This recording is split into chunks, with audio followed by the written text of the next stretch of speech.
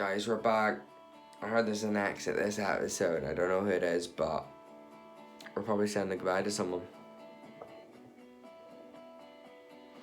It's time to say goodbye. As the departure gate loomed ahead, Peggy clung to her mother's hand, her eyes filled with uncertainty and sadness.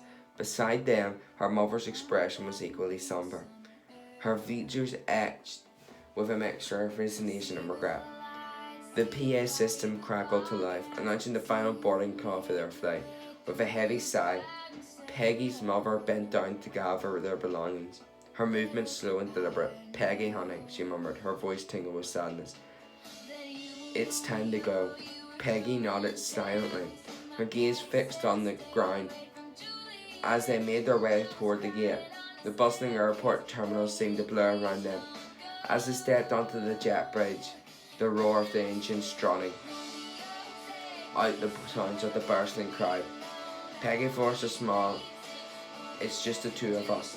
"I know, Mum," she replied, her voice barely above a whisper, "but I'll miss him."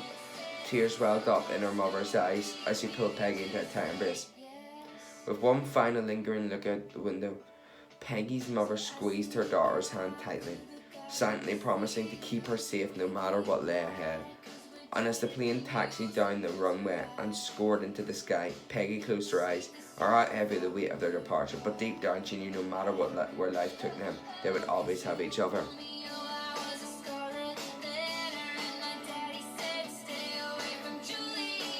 It's over.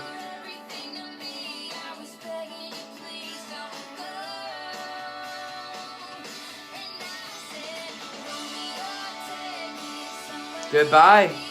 We didn't even find out her name, but that's it. As much as the